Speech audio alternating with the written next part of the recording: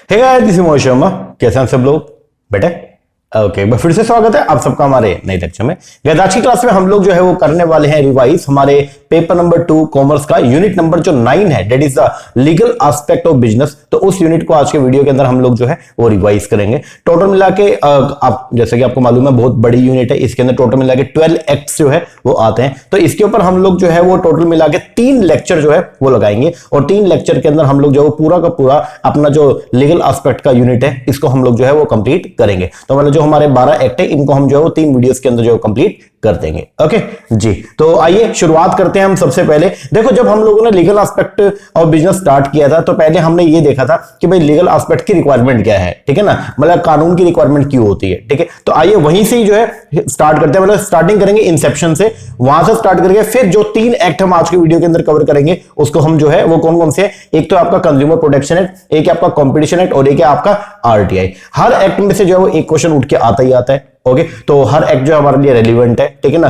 तो क्लासेस के दौरान जो मैंने आपको एक्स्ट्रा नोटिंग जो करवाई थी उसको भी हम साथ के साथ में जो है वो कवर करने वाले हैं, ठीक है ना जी। चलो शुरुआत करते हैं। देखो, जब हम लोगों ने लीगल एस्पेक्ट ऑफ बिजनेस को स्टार्ट किया था तो आपको मैंने स्टार्टिंग में बताया था कि इस सब्जेक्ट में क्यों पढ़ते हैं। तो हमने वहां पे देखा था कि कोई भी सिविलाइज सोसाइटी जो है वो कानून के बिना जो है वो कभी भी सर्वाइव नहीं कर सकते, इसलिए लॉ की जो रिक्वायरमेंट हमारे लिए बहुत ही ज्यादा है, ठीक है। और इसलिए जो है वो लॉ फोर्स के अंदर है और हर इंडिविजुअल से, हर जो भी नागरिक है देश का, जो भी सिटीजन है, उससे ये उम्मीद की जाती है कि उसको जो है लॉ के बारे में क्या हो, नॉलेज हो, ठीक है। कानून के मतलब अपने देश के अंदर जो भी लॉ अभी करंट के अंदर जो है वो क्या एप्लीकेबल है उन सब के बारे में आपको जो है नॉलेज होनी चाहिए। हमारा जो संविधान है ये आपसे उम्मीद करता है। तो यहां पे हम क्या बोलते हैं, knowledge of the law is imperative. मतलब क्या है कि कानून की नॉलेज होना जो है वो क्या इंपेरेटिव है, बोले तो कंपल्सरी फॉर एवरी पर्सन। इसलिए there is a well known maxim है, इग्नोरेंशिया ज्यूरिस नॉन एक्सक्यूज। इसका मतलब ये है कि अगर आप ये बोलते हो कि इग्नोरेंस ऑफ लॉ तो ये कोई एक्सक्यूज नहीं है, ये बात ध्यान रखना, ठीक है ना। अब अगर हम बात करते हैं किसका, लॉ का, तो लॉ जो है वो कभी भी सेम नहीं रहता, ठीक है। लॉ जो है लगातार ट्रांसफॉर्म होता रहता है। जैसे बिजनेस एनवायरनमेंट की अगर हम बात करते हैं तो एनवायरनमेंट लगातार चेंज होते रहेगा, तो उसी तरीके से जो है वो कानून को भी अपने को जो है वो बदलते एनवायरनमेंट के हिसाब से क्या करना पड़ता है, ट्रांसफॉर्म करना पड़ता है, ठीक है ना। तो बोलता है accordingly law has gone A transformation both conceptually and structurally. अब अगर क्लासिफिकेशन करते हैं लॉ का, तो हमने यहाँ पे देखा था law, constitution law, international law, administrative law, criminal, civil, business, ये कई सारे थे। तो बिजनेस लॉ हमने जो है वो पढ़ना था। बिजनेस लॉ बेसिकली क्या बोलता है, बिजनेस लॉ के अंदर आपको देखने को मिलेंगे legal rules in the domain of the business are design to fulfil the certain purpose. हमारा जो मेन पर्पस होता है, मतलब बिजनेस लॉ जो हम लेके आए थे उनके पीछे हमारा मेन 3 पर्पस थे। पहला, redressal of the personal grievance, कि अगर कोई भी शिकायत है तो शिकायत का निपटान कैसे होगा वो सब लॉ में लिखा जाएगा। दूसरा, कंट्रोल करेंगे एंटी सोशल एक्टिविटी, वो सारी एक्टिविटी जिसका सोसाइटी के ऊपर बैड इंपैक्ट पड़ता है उन सारी एक्टिविटी को अपने को क्या करना है, रोकना है। एंड थर्ड, रेगुलेट करेंगे हार्मफुल एक्टिविटी को, ठीक है। बिजनेस लॉ को मर्केंटाइल लॉ भी बोलते हैं, या इसको कमर्शियल लॉ, या इसको जो है वो लॉ मर्चेंट जो है या लॉ मार्केट और ये जो है वो बोला जाता है। तो इसके अंदर बेसिकली जो है वो आपको रूल्स एंड रेगुलेशन देखने को मिलेंगे in regarding to the commercial transaction, ठीक है। तो business law as such is not a separate branch of law, it is a part of the civil law. तो बेसिकली सिविल लॉ का ही क्या था, पार्ट था। तो बिजनेस लॉ के अगर हम बात करते हैं, अपने इंडिया के अंदर बहुत सारे बिजनेस लॉज हैं, ठीक है। बिजनेस के ऊपर लगने वाले जो भी लॉ हैं उनको बोलते हैं बिजनेस लॉ। तो इंडिया के अंदर बहुत सारे बिजनेस लॉ है, कोपरा है, ठीक है, आईटी एक्ट है, कंपटीशन एक्ट है। तो ये जो जितने भी आपके एक्ट है ये सारे एक्ट का जो है वो सोर्स क्या है, ठीक है। तो हम अगर बात करते हैं बिजनेस लॉ के सोर्स का, तो सोर्स हमारे पास में जो है वो 4 थे। एक है आपका इंग्लिश मर्केंटाइल लॉ, मतलब अंग्रेजों के टाइम के जो लॉ है, ठीक है, वो अपने इंडिया के ऊपर एप्लीकेबल थे, ठीक है। तो एक तो सोर्स वो है। दूसरा, जुडिशियल डिसीजन और द लॉ बाय प्रेसिडेंट। तीसरा, इंडियन स्टैट्यूट लॉ, जो अपने इंडिपेंडेंस के बाद में इंडियन पार्लियामेंट ने जो है पास करे, और कुछ अपने कस्टम एंड ट्रेड यूसेज के बेस पर हमने जो है वो कुछ कानून बना रखे हैं, ठीक है। तो इंग्लिश मर्केंटाइल लॉ की अगर बात करते हैं तो बोलते हैं इंडिया का जो बिजनेस लॉ है वो बेसिकली क्या है, हमने इंडिया के अंदर जितने भी कानून है वो सारे हमने क्या करे, एडॉप्ट करे हैं। क्या करे, एडॉप्ट करे, कहां से, इंग्लिश मर्केंटाइल लॉ से। ये बात ध्यान रखना, ठीक है। अब बात आती है कि लॉ जो है वो कैसे फ्रेम होता है, ठीक है। अब लॉ के फ्रेमिंग की अगर बात करते हैं तो हम सबसे पहले बोलते हैं किसके पास में पावर है लॉ बनाने का, तो हम बोलते हैं कॉन्स्टिट्यूशन जो है वो प्राइम बॉडी है, उसके पास में पावर है, ठीक है। अब कॉन्स्टिट्यूशन अपनी पावर को जो है वो क्या किया हुआ है, डेलीगेट किया हुआ है 3 लिस्ट के अकॉर्डिंग। एक है यूनियन लिस्ट, एक है स्टेट और एक है कौन सा, कंकरेंट। यूनियन लिस्ट के अंदर जो भी मुद्दे आते हैं उन सबके ऊपर कानून बनाने की पावर जो किसके पास है, पार्लियामेंट के पास। स्टेट लिस्ट के अंदर जो भी मुद्दे आते हैं उन सबके ऊपर कानून बनाने की पावर जो किसके पास, स्टेट लेजिस्लेचर के पास। और कंकरेंट लिस्ट के अंदर जो भी मुद्दे आते हैं उन सबके ऊपर कानून बनाने की पावर जो है किसके पास में, पार्लियामेंट और स्टेट लेजिस्लेचर दोनों के पास में है। अब कौन एक्ट, रूल या रेगुलेशन बनाएगा ये तो पता चल गया, ठीक है, कौन बनाएगा। लेकिन अब क्वेश्चन ये है कि एक्ट फ्रेम कैसे किया जाता है। तो हमने यहां पे पढ़ा था कि अपने इंडिया के अंदर जो है वो अगर किसी भी लॉ को अगर आपने जो है क्या करना, फ्रेम करना है, तो उसके लिए एक प्रॉपर जर्नी है, ठीक है। उस जर्नी को अपने को जो है वो जर्नी के थ्रू एक एक्ट जो है वो क्या किया जाएगा, पास किया जाएगा, ठीक है। तो जर्नी क्या है, the bill of act of the central level. तो उसके अंदर हम बेसिकली 3 स्टेप को जो है वो फॉलो करते हैं, जिसको 3P बोला जाता है। पहले प्रिपरेशन, सबसे पहले हम लोग जो क्या करते हैं, प्रिपेयर करेंगे,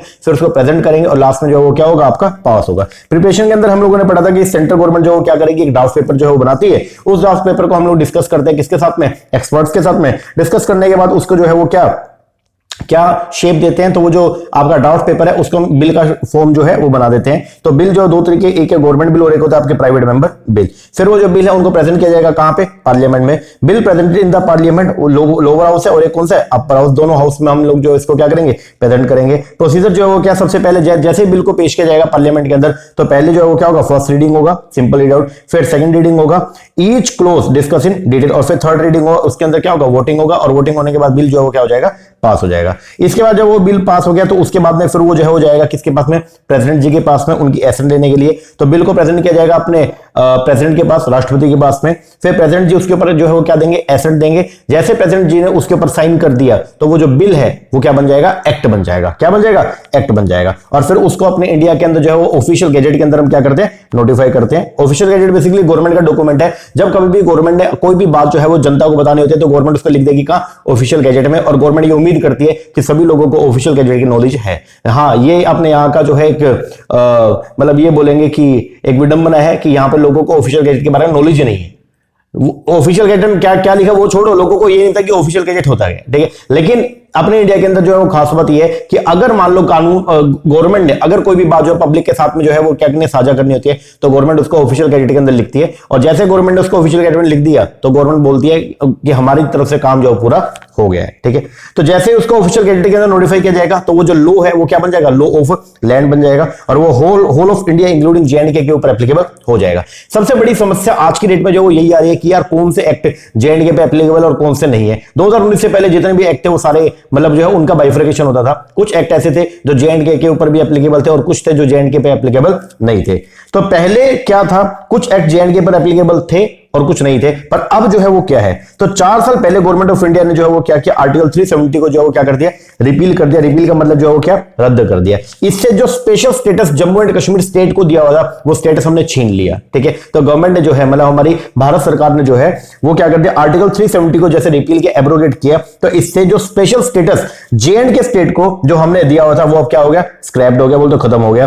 फिर 5 जुलाई 2019 को अपने जो होम मिनिस्टर जी हैं अमित शाह जी, तो उन्होंने जो है वो क्या किया, J&K रीऑर्गेनाइजेशन बिल जो है वो क्या किया, पास किया। और J&K को 2 यूनियन टेरिटरी में जो है वो क्या कर दिया, कन्वर्ट कर दिया। एक तो बना दी यूटी ऑफ J&K और एक बना दी यूटी ऑफ लद्दाख। और फिर 31 अक्टूबर 2019 को इस डे को नेशनल यूनिटी डे जो है वो क्या किया, डिक्लेयर किया गया सरदार वल्लभ भाई पटेल की बर्थ एनिवर्सरी पे। और जब आर्टिकल 370 को जो क्या कर दिया, रिमूव कर दिया, तो 890 सेंट्रल लेवल के लॉ जो पहले उसके ऊपर एप्लीकेबल नहीं होते थे J&K पे, अब वो भी उनके ऊपर एप्लीकेबल हो गए। तो आज की डेट में अगर मान लो इंडिया के अंदर कोई भी सेंट्रल लेवल का लॉ अगर जो है क्या होगा, पास होगा, तो वो J&K पे इक्वली जो है क्या हो जाएगा, एप्लीकेबल। क्यों? क्योंकि J&K को अब हमने क्या बना, यूटी बना दिया, यूनियन टेरिटरी। और यूनियन टेरिटरी के ऊपर जो है वो चलती किसकी है, सरकार की। कौन सी सरकार की, सेंट्रल गवर्नमेंट की। ओके जी सर, चलो ये था अपना बेसिक। अब आइए हम लोग शुरुआत करते हैं। सबसे पहले हम पढ़ेंगे आसान से चैप्टर जिसका नाम है कोपरा। कोपरा का मतलब जो है वो क्या, कंज्यूमर प्रोटेक्शन एक्ट। तो अपने इंडिया के अंदर जो है वो पहले कोपरा का जो ओल्ड वर्जन था वो था कोपरा 1986, कंज्यूमर प्रोटेक्शन एक्ट 1986।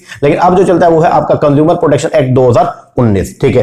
कोपरा की अगर बात करते तो हमने सबसे पहले इसके अंदर जो पढ़ा था कंज्यूमर कौन है, तो हमने यहां पे पढ़ा था any person who consume goods and service. कोई भी पर्सन जो क्या करता है, गुड्स एंड सर्विस को कंज्यूम करता है, किसके लिए, फॉर सेल्फ के लिए, खुद के लिए या एंड कंजम्पशन के लिए, उसको हम बोलते हैं क्या, कंज्यूमर। लेकिन कुछ लोगों को कंज्यूम नहीं बोलेंगे, किसको, बट एनी पर्सन जो परचेज करते हैं गुड्स एंड सर्विस को किसके क्या करने के लिए, आगे रीसेल के लिए या फिर कमर्शियल पर्पस के लिए, वो कंज्यूमर नहीं है, ठीक है। अब कमर्शियल पर्पस के अंदर एक चीज नहीं आएगी, क्या, अगर कोई पर्सन जो है वो गुड्स को उसने परचेज किया और वो उस गुड्स को यूज करेगा क्या करने के लिए, to earn livelihood under the self employment. तो ये कमर्शियल पर्पस की कैटेगरी में नहीं आएगा और इसके ऊपर कोपरा एप्लीकेबल हो जाएगा, ठीक है ना।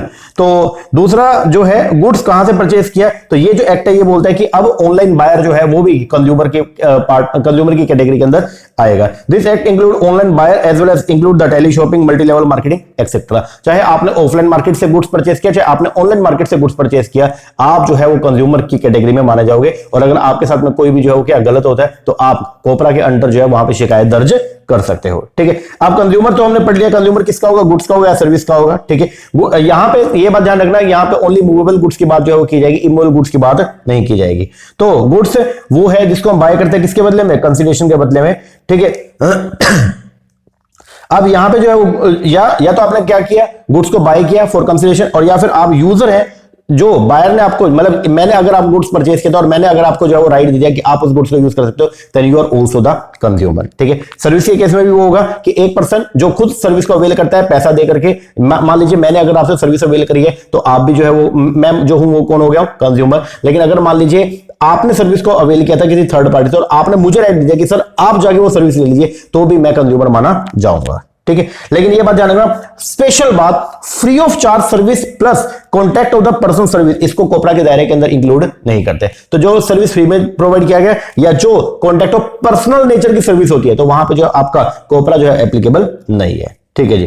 अब हिस्ट्री की अगर बात करते हैं तो पहले इंडियन कॉन्ट्रैक्ट एक्ट 1872 था, उसके अंदर जो वो कंज्यूमर प्रोटेक्शन को, कंज्यूमर को प्रोटेक्ट करने के लिए कुछ राइट्स थे, ठीक है। और उसके बाद में फिर सेल ऑफ गुड्स था, इसके अंदर भी डॉक्ट्राइन ऑफ कैविट एम्पटर था, ठीक है, जो बोलता था let the buyer be aware. तो ये जो सेल ऑफ गुड्स एक्ट है वो ये बोलता था, सेल ऑफ गुड्स एक्ट में जो आपका डॉक्ट्राइन ऑफ कैविट एम्पटर था ये बोलता था let the buyer be aware. इसका मतलब जब कभी भी बायर कोई भी सामान को परचेज करेगा then it's a responsibility of the buyer कि वो जो है वो क्या करे, चेक कर ले कि सामान सही है या नहीं है। कल को अगर सामान गलत निकला या उसमें कोई खराबी निकली तो आप जो है वो सेलर को रिस्पांसिबल नहीं ठहरा सकते हो, ऐसा बोला गया था। लेकिन हमको मालूम है कंज्यूमर जो है वो क्या किंग है मार्केट का, कंज्यूमर की क्या सोवरेनिटी है। तो कंज्यूमर के साथ अगर मान लो ये और पूरा मार्केट कंज्यूमर के इर्द गिर्द जो है वो घूमता है, तो अगर कंज्यूमर के साथ ही अगर गलत होगा तो फिर बात नहीं बनेगी। तो इसीलिए जो है वो क्या एमआरटीपी एक्ट आया और उसने जो है वो क्या किया, उसमें प्रोविजन दिया गया किसका, अगर मान लीजिए कभी भी जो है वो क्या होती है अनफेयर ट्रेड प्रैक्टिस होती है या कोई भी रिस्ट्रिक्टिव नेचर की ट्रेड प्रैक्टिस होती है या कोई भी जो है वो मोनोपोली ट्रेड प्रैक्टिस होती है तो उनके ऊपर रोक लगाने के लिए एमआरटीपी एक्ट आ गया। लेकिन एमआरटीपी एक्ट के अंदर अनफेयर ट्रेड प्रैक्टिस के मुद्दों को जो है वो ज्यादा तवज्जो नहीं दिया गया था, तो इसलिए अपनी भारत सरकार ने 1986 के अंदर जो है वो क्या किया, कंज्यूमर प्रोटेक्शन एक्ट 1986 जो है वो क्या कर दिया था, पास कर दिया था, ठीक है। एक सेपरेट एक्ट जो है वो क्या किया गया, पास किया गया, जिसको बोलते हैं हम लोग क्या, कंज्यूमर एक्ट 1986। और बाद में 2019 के अंदर उसके अंदर जो क्या फर्दर अमेंडमेंट करके उसको पुराने वाले एक्ट को रद्द कर दिया, उसकी जगह पे नया एक्ट जो है वो पास किया जिसको बोलते हैं consumer protection act 2019।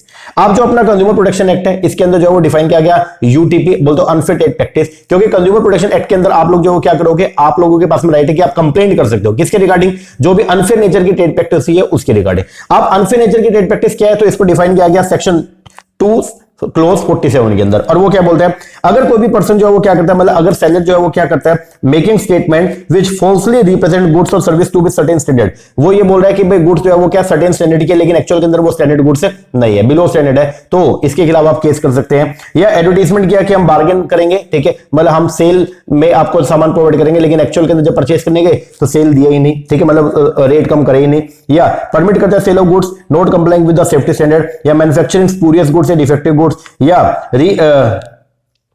Refute the defect और डेफिशिएंसी अगर आपको ये पाया गया गुड्स के अंदर, ठीक है, या फिर जो वो डिस्क्लोज किया कॉन्फिडेंशियल इंफॉर्मेशन आपके क्लाइंट को। तो ये सब जो चीजें हैं ये सब क्या, these all are known as the unfair trade practice. तो अगर कोई भी प्रोड्यूसर या कोई भी सेलर जो है वो आपके साथ में अनफेयर ट्रेड प्रैक्टिस करता है तो आपके पास में राइट है कि आप जो है उसके खिलाफ जो है वो क्या कर सकते हो, केस कर सकते हो, ठीक है। हाउ वेल ई कॉमर्स, अब स्पेशल बात है 2019 के अंदर जो है वो ई कॉमर्स के अंदर भी जो क्या क्या चेंज किया गया और ई कॉमर्स बायर को भी जो है वो कोपरा की कैटेगरी के अंदर इंक्लूड कर दिया गया। अब पहले जो है वो क्या था और अब क्या है, क्या फर्क था, तो हमने देखा था कि ई कॉमर्स वेबसाइट पर जो भी सामान लिस्टेड है उसके बारे में अब आपको जो सारी की सारी डिटेल जो है वो क्या करनी पड़ेगी, साइट के ऊपर ही बतानी पड़ेगी। पहले क्या था, ये फ्लिपकार्ट या अमेजोन, अगर मान लो आपने इनसे कोई सामान मंगवाया और अगर खराब निकलता था तो आप जब फ्लिपकार्ट वाले को बोलते थे तो वो बोलता था हम तो कौन है जी, हम तो बीच में मीडियोकर है, हमने हमारा सामान थोड़ी है, हम तो ओनली प्लेटफॉर्म प्रोवाइड करवा रहे हैं। तो अब जो है वो सरकार ने इनको भी बोल दिया कि अगर कल को कोई तुम्हारे थ्रू अगर कोई सामान बिका और कल को उस सामान में कोई गड़बड़ पाई गई तो आप भी उसको सबसे पहले क्या करोगे, रिड्रेस करोगे, आपकी भी क्या बनती है, ड्यूटी बनती है। ठीक है, तो if consumer complain on site, तो सबसे पहले आपको 48 घंटे के अंदर एक्नॉलेजमेंट देना पड़ेगा कि आपकी जो रिक्वेस्ट है हमने जो है वो हमारे पास रिसीव हो गई है, और फिर उसको 1 महीने के अंदर अंदर जो है वो फ्लिपकार्ट या अमेजोन वाले जो है वो क्या करेंगे, उसको कंप्लेंट को रिड्रेस करेंगे। ठीक है, एज यू नो कि कंज्यूमर प्रोटेक्शन 1986 उसको रिप्लेस किया गया नए एक्ट के साथ में, और नए एक्ट जो है वो कब 20 जुलाई 2020 से जो है फोर्स के अंदर आ गया। मेजर जो चेंज किए गए हैं नए एक्ट के अंदर वो क्या, सबसे पहला ई कॉमर्स प्लेटफॉर्म को जो है वो इसके परव्यू में लिए हैं। दूसरा, place of filing of the consumer complaint, जहां पहले क्या था कि जहां प्रोड्यूसर था वहां पे कंप्लेंट फाइल होती, लेकिन अब जो है जहां पे कंप्लेनेंट है, जहां पे बेसिकली जो है वो कंज्यूमर रहता है, वहां पे आप जो है वो कंप्लेंट को फाइल कर सकते हैं। ई फाइलिंग ऑफ द कंप्लेंट जो वो अब अलाउड नहीं है, and hearing the cases can be done through the video conferencing. पुरानी जो लिमिट थी वो ये थी, और नई लिमिट जो क्या हो गई है कि अगर मान लीजिए कभी भी ऐसा हो गया कि अगर मान लो आपने जो केस किया है, ठीक है, और आप जो है उसके अंदर जो गुड्स या सर्विस उसका जो प्राइस इन्वॉल्व है, ठीक है, या जो आप कंपनसेशन का डिमांड कर रहे हैं, अगर वो कितना है 1 करोड़ रुपए तक है, तो आप जो है वो कंप्लेंट करोगे डिस्ट्रिक्ट कमीशन में। अगर 1 से ऊपर है और 10 करोड़ रुपए तक है तो कहां, स्टेट, और 10 करोड़ से ऊपर है तो कहां करोगे, नेशनल कमीशन में। फिर जो है वो पनिशमेंट किया गया मिसलीडिंग एडवर्टीजमेंट के लिए, और पनिशमेंट जो वो कितनी है, 2 साल का इंप्रिजनमेंट है और 10 लाख रुपए फाइन है, और दोबारा अगर आप ऐसा करते हैं तो 5 साल तक की जो है इंप्रिजनमेंट है और 50 लाख रुपए तक का क्या है, फाइन है। ठीक है, उसके बाद में प्रोडक्ट लायबिलिटी के खिलाफ एक्शन है, सीसीपीए को भी जो इंट्रोड्यूस किया गया। अब अगर बात करते हैं अथॉरिटी का, तो अपने कोपरा के अंदर 3 तरह की अथॉरिटी जो है हमने बनाई थी। एक था आपका कुछ अथॉरिटी है एडवोकेसी के लिए, ये बेसिकली ओनली क्या करेंगे, एडवाइस करेंगे। एडवाइस प्रोवाइड करने के लिए जो 3 लेवल के ऊपर जो है, डिस्ट्रिक्ट लेवल पे, स्टेट लेवल पे, नेशनल लेवल पे 3 काउंसिल हमने बनाई है, district council, state council, national council. ठीक है, फिर सुपरविजन के लिए हम लोगों ने जो है वो एक बनाई है सीसीपीए, ठीक है, सेंट्रल कंज्यूमर प्रोटेक्शन अथॉरिटी, और रिड्रेसल को प्रोवाइड करने के लिए जो है वो 3 ग्रीवेंस सेल जो बनाए गए हैं, district commission, state commission, national commission. ठीक है, अब कोपरा की अगर बात करते हैं तो पहले रूल चलता था कैविएट एम्प्टर का, जो बोलता था लेट द बायर बिहेवियर, लेकिन अब हो गया कैविएट कंज्यूमर सोवरेनिटी से जो है वो कैविएट वेंडर हो गया। तो अब ये बोलता है कि अगर मान लो कंज्यूमर कल को कोई भी सामान परचेस करेगा तो it's the responsibility of the vendor. अब वो वेंडर की रिस्पांसिबिलिटी है, बायर की नहीं। अब वो वेंडर की है कि वेंडर पहले ध्यान रख ले कि वो सामान सही होना चाहिए। कल को अगर वो खराब निकला तो आप वेंडर के खिलाफ जो है वो केस कर सकते हो। ठीक है, अब कंज्यूमर प्रोटेक्शन क्यों जरूरी है, तो हमने ये देख लिया कि मोर अकाउंटेबल करने के लिए, ठीक है, कॉमन कंसर्न है। दूसरा ये है कि ड्रास्टिक ट्रांसफॉर्मेशन हुआ है तो उसके लिए भी जो है ग्लोबल सप्लाई चेन है, ये सब है। तो ऐसे माहौल के अंदर कंज्यूमर के साथ जो है वो गलत नहीं होना चाहिए। ठीक है, सिस्टम भी अब जो है वो क्या मॉडर्नाइज हो गया। तो इन सबको देखते हुए जो है वो कंज्यूमर प्रोटेक्शन बिल जो है वो क्या किया गया, पेश किया गया लोकसभा में, और वहां से जो है कंज्यूमर प्रोटेक्शन एक्ट को जो पारित कर दिया गया। तो जो प्रीएम्बल है, जो कंज्यूमर प्रोटेक्शन एक्ट 2019 है, उसके अंदर क्या प्रस्तावना की गई है, तो बोलता है इट प्रोवाइड फॉर प्रोटेक्शन, हम लोग जो क्या करेंगे, प्रोटेक्ट करेंगे interest of the consumer and for the set purpose establish करेंगे authority for timely and effective administration and settlement करेंगे कंज्यूमर डिस्प्यूट्स को and for the matter connected therewith और इंसिडेंटल देयरटू। इसके बाद में इंपॉर्टेंट डेफिनेशन, कंप्लेंट जो है वो क्या होता है, कंप्लेंट का मतलब होता है एलिगेशन, जो रिटर्न के अंदर दी जाती है उसको बोलते हैं जनरली हम लोग क्या, कंप्लेंट। ठीक है, कंप्लेनेंट कौन है, कंप्लेनेंट कौन कौन होगा, जो कंप्लेंट करता है, जिसके अंदर आएगा बेसिकली कंज्यूमर या कोई भी voluntary consumer association, central government भी कर सकती है, सेंट्रल अथॉरिटी जिसको सीसीपीए बोलते हैं, या 1 और मोर कंज्यूमर, या अगर मान लो कंज्यूमर की डेथ हो गई तो उसका रिप्रेजेंटेटिव हो गया, या अगर कंज्यूमर माइनर है तो उसके पेरेंट लीगल गार्जियन, ये सब कंप्लेनेंट की कैटेगरी में आते हैं। फिर कमर्शियल पर्पस का मतलब जो क्या होता है, कमर्शियल पर्पस का मतलब ये होता है कि अगर आप जो है गुड्स को आपने परचेस किया किसके लिए, प्रॉफिट मेकिंग एक्टिविटी के लिए ऑन द लार्ज स्केल, तो उसको बोलते हैं आप लोग कमर्शियल पर्पस। गुड्स का मतलब जो है वो क्या है, वही सेम है जो आपके सेल ऑफ गुड्स 1930 के अंदर जो है गुड्स का मतलब बताया गया था। कंज्यूमर के राइट टोटल मिला के 6 है। Right to be protected, consumer के पास में राइट है किसका, प्रोटेक्शन प्रोवाइड करने का। ठीक है, दूसरा right to be inform, consumer को सारी सूचना प्राप्त करने का अधिकार है। Right to be assure, consumer के पास में राइट है कि वो जो है वो कई सारे गुड्स में से जो है वो अपने हिसाब से सिलेक्शन कर सकता है। राइट टू बी हर्ड, सुनवाई का अधिकार है। राइट टू सीक रिड्रेसल, जो है अगर कोई भी पंगा होता है तो फिर रिड्रेसल प्राप्त करने का जो है वो क्या है, अधिकार है। And right to consumer awareness. इसके बाद में फिर डिफेक्ट का मतलब क्या होता है, अगर आपने कोई गुड्स को जो है परचेज किया और उसके अंदर कोई फॉल्ट निकला या वो इम्परफेक्शन है उसके अंदर, या फिर कोई भी उसमें कोई कमी है, उसको बोलते हैं डिफेक्ट। और अगर आपने कोई सर्विस को अवेल किया उसमें कोई जो है अगर सर्विस फॉल्ट निकली तो उसको बोलते हैं हम लोग क्या, डेफिशिएंसी। मिसलीडिंग एडवर्टीजमेंट जो क्या होती है, हमने पढ़ा था कि अगर मान लो आप जो फाल्सली क्या करते हो, डिस्क्राइब करते हो प्रोडक्ट या सर्विस को, या फॉल्स गारंटी प्रोवाइड करते हो, या एक्सप्रेस या इंप्लाइड रिप्रेजेंटेशन करते हो विच जो अनफेयर नेचर की है, या आप जो डेलिबरेटली जानबूझ के जो है इंपॉर्टेंट इंफॉर्मेशन को क्या कहते हो, कंसील करते हो, तो उसको बोलेंगे मिसलीडिंग एडवर्टीजमेंट। फिर आपका प्रोडक्ट लायबिलिटी। प्रोडक्ट लायबिलिटी का मतलब क्या है, प्रोडक्ट लायबिलिटी का मतलब है responsibility of the product manufacturer या प्रोडक्ट सेलर की इफ एनी प्रोडक्ट और service service to compensate for any harm caused to the consumer by such defective product manufactured or sold or by deficiency in the service leading there तो इसके खिलाफ जो वो क्या होगा, product liability आपका create होगा। और प्रोडक्ट लाइबिलिटी के खिलाफ जो एक्शन होता है वो क्या होता है कि आप कंप्लेंट कर दोगे तो उसके खिलाफ जो है वो क्या होगा, एक्शन होगा। ठीक है जी। फिर है consumer protection council. Consumer protection council की बात करते हैं तो ये काउंसिल क्या है, these all are known are the advisory body. ये क्या है, एडवाइजरी बॉडी है कंज्यूमर इश्यूज पे। ये नए लॉ या लॉ में नए लॉ के बारे में जो है वो क्या करती है, एडवाइस करती है। या एग्जिस्टिंग लॉ के अंदर जो चेंजेस करने हैं उनके बारे में जो है क्या करती है, एडवाइस करती है। ये पॉलिसी मैटर पर इनपुट देगा, एडवाइस करेगा, डिस्कशन करेगा कंज्यूमर लॉ को और ज्यादा कंज्यूमर फ्रेंडली बनाने का काम करता है। अब ये 3 लेवल पे, एक है सेंट्रल लेवल पे तो उसको बोलते हैं सेंट्रल कंज्यूमर प्रोटेक्शन काउंसिल। ठीक है।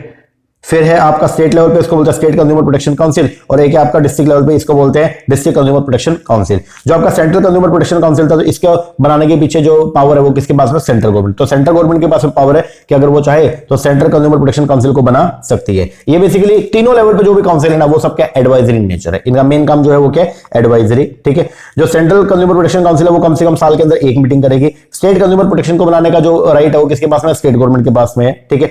ये भी एडवाइजरी नेचर है और ये साल के अंदर 2 बार जो है कम से कम जो है वो क्या करेगी, मीटिंग करेगी। ऑब्जेक्ट वही है, ये क्या करेगा, एडवाइस प्रोवाइड करेगा on the promotion and protection of the consumer right under the act with in the state. और एक है डिस्ट्रिक्ट कंज्यूमर प्रोटेक्शन काउंसिल को एस्टेब्लिश करने का राइट जो है किसके पास में, स्टेट गवर्नमेंट के पास में। ये भी क्या है, एडवाइजरी काउंसिल है। ये भी साल के अंदर कम से कम 2 बार जो क्या करेगी, मीटिंग करेगी। ऑब्जेक्टिव वही है कि ये एडवाइस प्रोवाइड करेगा on the promotion and the protection of the consumer right under the act with in the district. फिर है अपना सेंट्रल कंज्यूमर प्रोटेक्शन अथॉरिटी। ये एक ही लेवल पे है। ठीक है। सेंट्रल लेवल पे एक अथॉरिटी को एस्टेब्लिश किया हुआ है जिसका नाम है सेंट्रल कंज्यूमर प्रोटेक्शन अथॉरिटी। इसका मेन पर्पस जो है वो क्या है, ये कंज्यूमर के राइट को प्रोटेक्शन प्रोवाइड करने के लिए, प्रमोट करने के लिए, एनफोर्स करने का काम करती है। ये अपने आप भी इन्वेस्टिगेशन कर सकती है। इसका मेन काम जो है वो क्या है, सीसीपीए एक रेगुलेटरी अथॉरिटी, इसके पास में पावर है क्या करने का, ये पेनल्टी लगा सकती है। दूसरा, ये गुड्स जो भी बेची है उनको रिकॉल करवाने की पावर है। ये सर्विस को विड्रॉ करवा सकती है। ये रिफंड प्रोवाइड कर सकती है। ये इन्वेस्टिगेट करती है into the matter connected there with. ठीक है जी। इनके पास में राइट है कि ये अगर चाहे तो ये डिसकंटिन्यू करवा सकते हैं मिसलीडिंग एडवर्टाइजमेंट को, ये डिसकंटिन्यू करवा सकती है अनफिटेड प्रैक्टिस को। अगर कंज्यूमर ने कंप्लेंट करनी है तो वो जाएगा कहां पे, सीसीपीए पे। और अगर कंज्यूमर ने केस करना है तो केस के लिए वो जाएगा कहां, कंज्यूमर डिस्प्यूट रिड्रेसल कमीशन पे, जो 3 लेवल के ऊपर काम करते हैं, डिस्ट्रिक्ट लेवल पे, स्टेट लेवल पे और नेशनल लेवल पे। इस एक्ट के अंदर जो एक स्पेशल बात और थी वो क्या, अल्टरनेट डिस्प्यूट रिजोल्यूशन, इसका प्रावधान किया गया था। इसके अंदर बेसिकली हम लोग जो क्या करते हैं, मीडिएशन का काम जो है वो करते हैं कि अगर आप जो कोर्ट में नहीं जाना चाहते हो तो बाहर ही जो है वो सेटलमेंट कर सकते हो। उसके लिए अल्टरनेट डिस्प्यूट रिजोल्यूशन का जो है प्रावधान किया गया था। तो out of the court settlement के लिए, ठीक है, इसके लिए मीडिएशन सेल जो है वो क्या किए गए, क्रिएट किए गए तीनों लेवल के ऊपर। ओके। प्रोसीजर क्या था, अगर आपको जो है वो क्या करना है, केस करना है तो आप जो है वो डिस्ट्रिक्ट लेवल पे, स्टेट लेवल पे, नेशनल लेवल पे, प्रोसीजर जनरली जो सबका क्या रहेगा, सेम रहेगा। तो कंज्यूमर इसने अगर क्या करना है, कंप्लेंट करनी है किसके रिगार्डिंग, गुड्स के रिगार्डिंग। अगर गुड्स में डिफेक्ट मिला या सर्विस के रिगार्डिंग अगर उसमें क्या डेफिशिएंसी मिला तो आप कंप्लेंट कर सकते हैं कहां पे, कंज्यूमर रिड्रेसल फोरम में। अब आपको मालूम है कंज्यूमर रिड्रेसल फोरम 3 लेवल पे है, डिस्ट्रिक्ट, स्टेट, नेशनल। अब आप जाओगे कहां पे, तो आप जाओगे, वो डिपेंड, आप मतलब किस जगह पे जाओगे तो वो डिपेंड करता है किसके ऊपर, value of the goods and service involve. तो अगर value of the goods and service involve 1 crore रुपए तक है तो डिस्ट्रिक्ट में, 1 करोड़ से ऊपर है और 10 करोड़ रुपए तक है तो स्टेट में, और 10 करोड़ से ऊपर है तो फिर जाओगे कहां पे, नेशनल में। ठीक है। जब भी आप कंप्लेंट करोगे तो 21 दिन में जो है वो अथॉरिटी जो है वो डिसाइड करेगी आपकी कंप्लेंट को एक्सेप्ट करना है या फिर क्या करना है, रिजेक्ट करना है। अगर आपकी कंप्लेंट को क्या कर लिया, एक्सेप्ट कर लिया तो हम जो है वो आगे एक्सेप्ट करने के बाद, मान लो अगर आपने डिस्ट्रिक्ट कमीशन में जो है वो कंप्लेंट डाली है तो डिस्ट्रिक्ट कमीशन जो है वो उसके पास 21 दिन का वो टाइम लेगा कि आपकी कंप्लेंट को एक्सेप्ट या रिजेक्ट करना है। अगर एक्सेप्ट हो गई तो फिर जो है वो क्या होगा, वो फर्दर आगे 30 दिन का टाइम जो है वो लेगा। 30 दिन के लिए जो है मतलब वो बोल देगा किसको, सेकंड पार्टी को, थर्ड पार्टी को, कि भैया आपके खिलाफ कंप्लेंट आई है और आप इसके ऊपर अपनी क्या दो, रिप्रेजेंटेशन दो। उसके लिए टाइम जो मिलेगा वो कितना, 30 दिन का। तो बोला एक कॉपी सामने वाली पार्टी को देंगे और 30 दिन का टाइम देंगे अपनी बात रखने के लिए, टू गिव हिज वर्जन, और कोशिश करेंगे कि 3 महीने में केस जो है वो क्या हो जाए, सोल्व हो जाए। और अगर टेस्टिंग का है तो फिर उसके लिए आप लोग जो है वो लेबोरेटरी में टेस्ट जो है वो करवा सकते हो। ठीक है। अब 30 दिन के अंदर अब या तो क्या होगा, अब ऑर्डर पास होगा, ठीक है, या तो एक्सेप्ट, तो फिर आप उसके हिसाब से ऑर्डर जो क्या कर दोगे, पास कर दोगे। और अगर मान लो डिनाई हो गया तो फिर क्या करोगे, मान लो defect can't be known without the test, तो आप जो है वो क्या करोगे, सैंपल भेजोगे कहां, लेबोरेटरी में। लेबोरेटरी में आपने सैंपल भेज दिया और वहां पे अगर डिफेक्ट मिलेगा या डिफेक्ट नहीं मिलेगा, नहीं मिला तो बात ही खत्म, और डिफेक्ट अगर मिला तो अब आप जो है वो क्या करोगे, ऑर्डर पास कर दोगे। ठीक है। ऑर्डर जो पास करोगे वो क्या करोगे, या तो आप उनको बोल सकते हो सेलर को कि भैया जो डिफेक्ट को जो वो क्या करो, रिमूव करो, या आप जो गुड्स को रिप्लेस करो, या आप जो है वो जो भी आपने प्राइस लिया वो क्या करो, वापस करो, या आप डिस्कंटिन्यू करो अनफिटेड प्रैक्टिस को। ठीक है, इसके बाद में जो है वो क्या, अगर एग्रीड पार्टी जो है वो अगर खुश नहीं है तो फिर क्या होगा, आप जो है वो फर्दर, मतलब अगर आपने डिस्ट्रिक्ट में अपील लगाया था और वहां से अगर आप जो खुश नहीं हो तो आप स्टेट को जो अपील कर सकते हो। कब? With in 45 days. और स्टेट जो है वो क्या करेगा, 90 दिन के अंदर अंदर जो है आपकी अपील को जो क्या करेगा, डिस्पोज करेगा। अब आप कंप्लेंट कब कर सकते हो, तो जिस दिन भी जो इश्यू राइज हो उसके 2 साल का टाइम पीरियड, 2 साल के अंदर आप जो है कंप्लेंट कर सकते हो। अब 3 लेवल पे जो आपने बना रखा है, डिस्ट्रिक्ट कंज्यूमर, एक है स्टेट कंज्यूमर रिटर्सल और एक है आपका नेशनल कंज्यूमर डिस्प्यूट रिटर्सल कमीशन। तो सबसे पहले डिस्ट्रिक्ट कंज्यूमर डिस्प्यूट रिटर्सल कमीशन, तो ये इसको बनाने की पावर जो किसके पास में है, स्टेट गवर्नमेंट के पास में। हर डिस्ट्रिक्ट कमीशन के अंदर जो है वो क्या होगा, एक तो प्रेसिडेंट होगा एंड कम से कम जो है वो 2 जो है वो क्या होंगे, मेंबर होंगे। ठीक है, इसके बाद जो है वो क्या होगा, वो प्रोसीजर आगे वही है 21 दिन वाला, वो सब आपको मैंने समझा दिया ऊपर ही। ठीक है, फिर है जी आपका, और क्या था इसमें, मेन वही है कि अगर टेस्ट 3 महीने के अंदर जो है वो हम क्या करेंगे, आपकी जो भी सुनवाई है वो करवा देंगे, उसको सेट ऑफ कर देंगे। और अगर मान लो टेस्टिंग का केस है जिसमें लेबोरेटरी से टेस्ट करवाना है, तो फिर वहां पे जो टाइम पीरियड है वो कितना हो जाएगा, 5 महीने का। ये थोड़ा ध्यान रखना। ठीक है, ये डिस्ट्रिक्ट कमीशन था। डिस्ट्रिक्ट कमीशन जो है अब डिस्ट्रिक्ट कमीशन जो है वो क्या करेगा, अपना ऑर्डर पास करेगा। अगर ऑर्डर पास करने के बाद डिस्ट्रिक्ट कमीशन को लगता है कि यार मैंने ऑर्डर गलत दे दिया, तो वो अपने खुद के ऑर्डर को जो है वो रिवाइज भी कर सकता है, और उसके लिए वो 30 दिन के अंदर अंदर। ठीक है, ये बात ध्यान रखना। उसके बाद अपील आपको बता दिया 45 डेज में आप कर सकते हो। फिर स्टेट कि अगर मान लो आपका जो value goods and service involve जो है वो क्या थी, 1 करोड़ से ऊपर थी, 10 करोड़ रुपए तक थी, तो आप जो है वो जा सकते हो कहाँ, स्टेट कंज्यूमर डिस्प्यूट रिटर्सल कमीशन में। हर स्टेट कमीशन के अंदर कम से कम 1 प्रेसिडेंट होगा। ठीक है, और कम से कम जो उसके अंदर क्या होंगे, 4 जो क्या होंगे, मेंबर होंगे। ये सिंपल सी बात है। और इसका पेक्यूनियरी लिमिट जो है वो चेक कर लेना एक बार, 10 करोड़ रुपए तक है। ठीक है, उसके बाद में यहाँ का जो है वो ऑर्डर आएगा, ऑर्डर से अगर आप सेटिस्फाई तो ठीक है, नहीं तो आप आगे नेशनल कमीशन में भी जो है वो जा सकते हो। ठीक है जी, नेशनल कमीशन में जो है वो नेशनल कमीशन जो है वहां पे आप जो है अगर मान low value of the goods and service involve जो है वो क्या है, 10 करोड़ से ऊपर है, तो आप जाओगे, आपकी जो कंप्लेंट है वो कहां जाएगी, नेशनल कमीशन में। नेशनल कमीशन के अंदर जो है 1 प्रेसिडेंट होगा और कम से कम जो है वो 4 जो है वो क्या होंगे, मेंबर होंगे। ठीक है जी, इसके बाद में है जी आपका जुरिस्डिक्शन। तो जुरिस्डिक्शन आपको बता दिया कि 10 करोड़ से ऊपर के मामले जो हो जाएंगे सारे के सारे कहां पे, नेशनल कमीशन में। और या फिर अगर मान लीजिए कभी ऐसा हुआ कि स्टेट कमीशन की जो अपील है वो भी जाती है कहां पे, नेशनल कमीशन के पास में। या अगर सेंट्रल अथॉरिटी ये आगे से अगर कोई अपील है तो वो भी कहां पे जाएगी, नेशनल कमीशन के पास में। नेशनल कमीशन के पास ही पावर है कि वो अगर चाहे उसको, उसने एक बार ऑर्डर पास कर दिया और अगर उसको बाद में लगता है कि यार ऑर्डर गलत था, तो सुम मोटो का मतलब क्या, अपनी इच्छा से जो है वो क्या कर सकता है, अपने ऑर्डर को रिव्यू भी कर सकता है। और अगर मान लो आप नेशनल कमीशन के ऑर्डर से सेटिस्फाई नहीं है तो आप आगे सुप्रीम कोर्ट के अंदर जो है वो प्ली लगा सकते हो।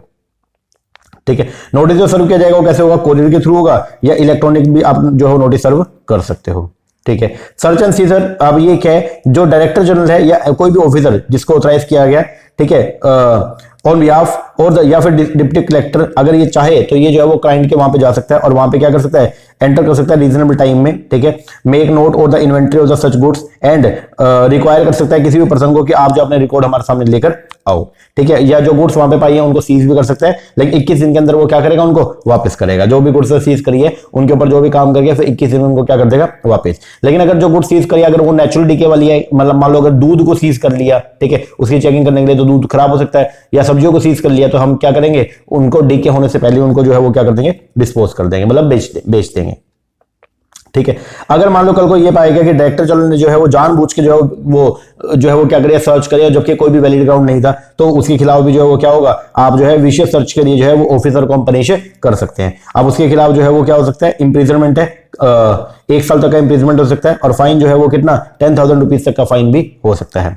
अपील, अगर मान लो कोई भी पर्सन जो है वो सेंट्रल अथॉरिटी के ऑर्डर से सेटिस्फाई नहीं है तो वो जो है वो 30 दिन के अंदर अंदर जो है, मतलब जिस दिन सीसीपीए का जो है वो क्या आया, ऑर्डर आया, तो उसके 30 दिन के अंदर अंदर नेशनल कमीशन को जो है वो क्या कर सकता है, अपील में जा सकता है।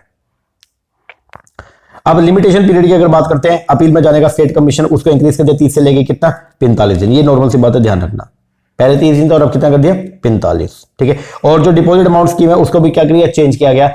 अब अगर मान लो आप जो है वो डिस्ट्रिक्ट कमीशन में आपने जो अपील वो किया था, आपका कंप्लेंट था, और अगर आप उसे सेटिस्फाई नहीं हो तो आप जाओगे कहां, स्टेट में। स्टेट में अगर आप जाओगे ना तो आपको कम से कम जो भी टोटल अमाउंट है उसका 50% आपको पहले क्या करना पड़ेगा, सबमिट करना पड़ेगा, फिर आप आगे स्टेट में जो है अपील कर सकते हो। मतलब ये कि सेलर को डिस्ट्रिक्ट कमीशन ने ऑर्डर दे दिया सेलर को कि आप जो है वो 1 लाख रुपए जुर्माना भरो, और सेलर अगर ये बोल रहा है कि यार मैं तो नहीं भरूंगा जी, मैं तो आगे अपील में जाऊंगा, तो आप अपने सेलर को बोल दे कि आप अपील में जा सकते हो, प्रोवाइडेड उसके लिए आपको जो क्या करना पड़ेगा, कम से कम जो है वो आपको 50% जो हमने आपको अमाउंट बताया उसका आपको भरना पड़ेगा, फिर आप जो स्टेट में जाओगे। कल को अगर सेलर जीत गया स्टेट में तो वो 50,000 उसको क्या हो जाएगा, रिफंड हो जाएगा।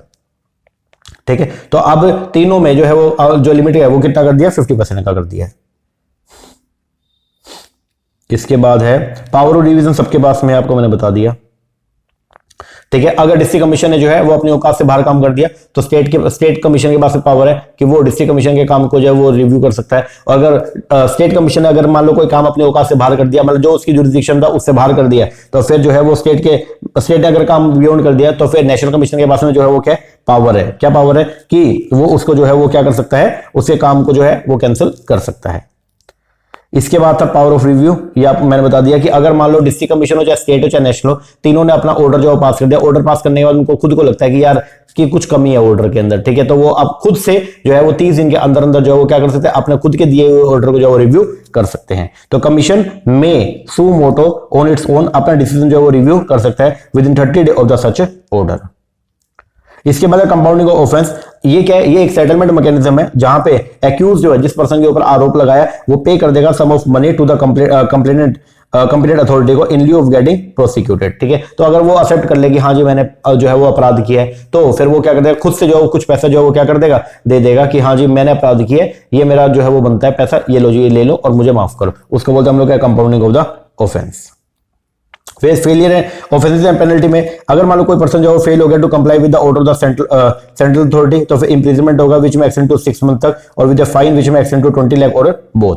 फिर पनिशमेंट फॉर द फॉल्स और मिसलीडिंग एडवर्टाइजमेंट, वो कितना है, 2 साल तक की जो वो सजा है। ठीक है, और ये 10 लाख रुपए तक का जुर्माना, और सब्सिक्वेंट दोबारा किया तो फिर सजा 2 साल की जगह 5 साल तक की हो जाएगी और जुर्माना 50 लाख रुपए तक हो जाएगा। ठीक है, फिर है punishment for manufacturing for sale और स्टोरिंग, सेलिंग और डिस्ट्रीब्यूटिंग और importing product containing the adulteration, अगर आपने जो क्या किया उसके अंदर कोई मिलावट किया, ठीक है, उस मिलावट से अगर जो है वो क्या हुई है, कोई इंजरी हो गई है, ठीक है, तो फिर इंप्रिजनमेंट 6 महीने तक की और 1 लाख रुपए तक जुर्माना। अगर कोई इंजरी हो गई है जो कि कैसे गंभीर नेचर की इंजरी हो गई है तो जो सजा है वो है 1 साल तक की और 3 लाख रुपए तक का जुर्माना। अगर मान लीजिए कभी भी ऐसा हो गया कि इंजरी हो गई है और जिसकी वजह से जो है वो क्या हो गया, ग्रीवियस हर्ट हुआ है, ठीक है, तो फिर 7 साल तक की सजा हो सकती है और 5 लाख का जुर्माना। और अगर मान लो गुड्स की वजह से किसी पर्सन की डेथ हो गई है तो फिर 7 साल तक की जो है वो कम से कम सजा हो सकती है, और 7 साल कम से कम 7 साल की और लाइफ इंप्रिजनमेंट भी हो सकती है, और कम से कम 10 लाख रुपए का जो क्या होगा, जुर्माना होगा।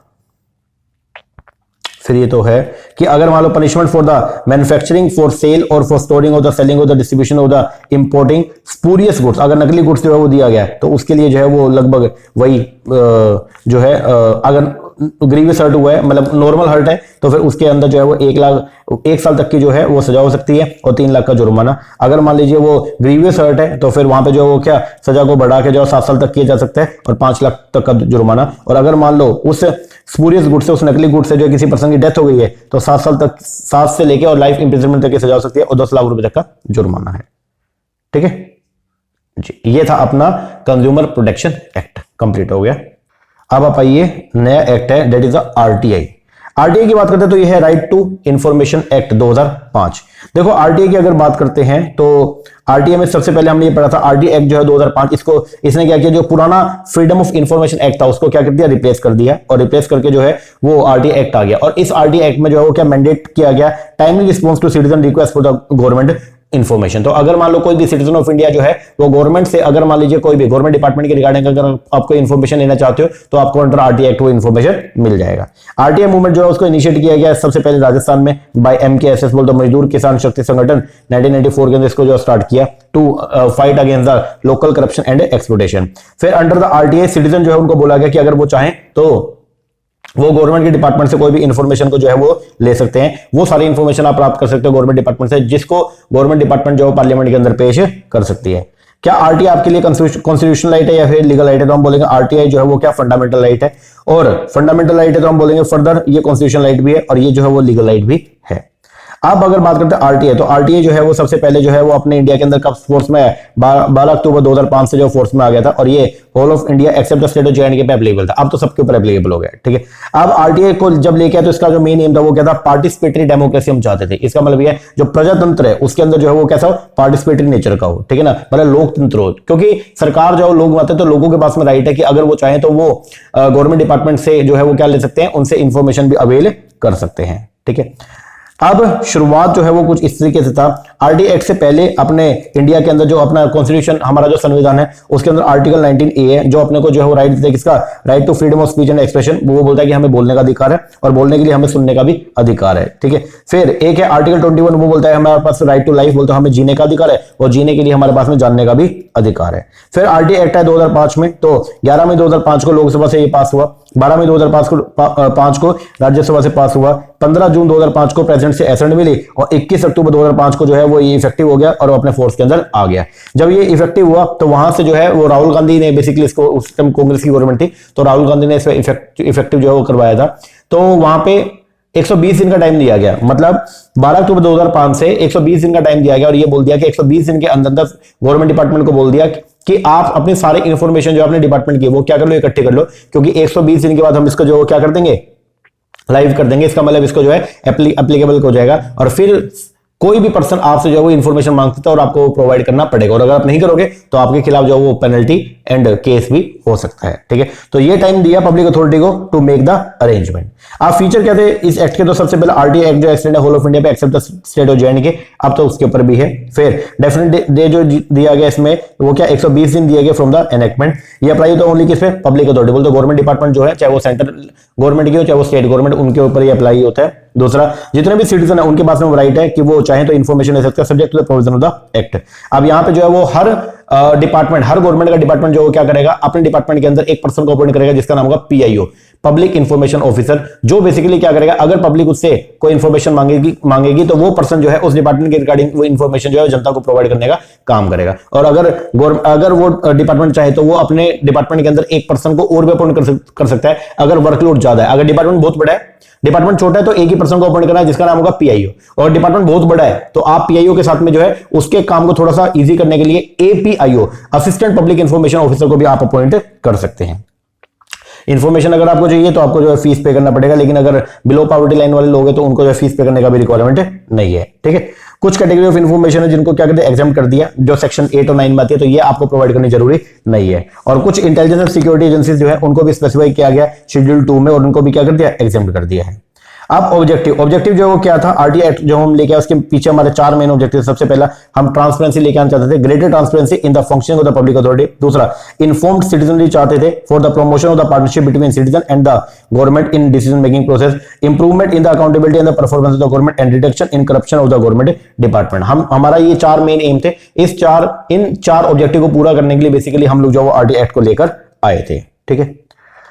फिर पब्लिक अथॉरिटी जो क्या होती है, पब्लिक अथॉरिटी का मतलब होता है जो भी आपके डिपार्टमेंट है, ठीक है, उनको बोलते हैं हम लोग क्या, पब्लिक अथॉरिटी। फिर रिकॉर्ड का मतलब क्या, रिकॉर्ड में आएगा कोई भी डॉक्यूमेंट, मैन्युस्क्रिप्ट, फाइल, माइक्रोफिल्म, माइक्रोफिश, ये सब आएगा। इंफॉर्मेशन के अंदर जो क्या आएगा, इंफॉर्मेशन का मतलब है material in any form including record, document, memos, ये सब। राइट टू इन्फॉर्मेशन के आपके पास में राइट है कि आप जो पब्लिक अथॉरिटी से जो है ये सब इंफॉर्मेशन की डिमांड कर सकते हैं। तो all the citizen have the right to the information. Third party है, थर्ड पार्टी वो है कोई भी person other than the citizen making a request for the information include a public authority, उसको बोलते हैं हम लोग क्या, थर्ड पार्टी। ऑब्लिगेशन क्या, पब्लिक अथॉरिटी से अगर मान लो किसी पर्सन ने जो है वो पब्लिक अथॉरिटी से जो है वो क्या किया, वैसे तो पहले तो पब्लिक अथॉरिटी को बोला गया कि एक्ट पास हो चुका है, 120 दिन का टाइम दे रहे हैं, 120 दिन में आप क्या करना, ये सब इंफॉर्मेशन अपने पास में जो है वो होल्ड करके रखना। पर्टिकुलर द ऑर्गेनाइजेशन, आपके जो ऑर्गेनाइजेशन है उसके फंक्शन क्या, उसकी ड्यूटी क्या है, power and duty of the officer, the procedure जो आप फॉलो करते हो डिसीजन मेकिंग करने के लिए, नॉर्म्स क्या जो है आपने क्या क्या नॉर्म्स, क्या क्या रूल्स आपने बना रखे हैं ड्यूटी को डिस्चार्ज करने के लिए, rules, regulation, instruction manual and the record and the statement of the category. इसके बाद एडिशनल इन्फॉर्मेशन जो है वो भी आपको जो क्या करना पड़ेगा, मेंटेन करना पड़ेगा। ये सब इन्फॉर्मेशन तो मेंटेन करना है और साथ में कुछ एडिशनल इन्फॉर्मेशन है, इनको भी आपको क्या करना पड़ेगा, मेंटेन करना पड़ेगा। फिर डेजिग्नेशन दिया गया पीआईओ, तो हर जो पब्लिक अथॉरिटी है वो क्या करेगी, डेजिग्नेट करेगी एक पर्सन को क्या, पीआईओ, ठीक है। और वर्कलोड अगर ज्यादा है तो आप एपीआईओ जो है उसको भी अपॉइंट कर सकते हैं। ठीक है जी।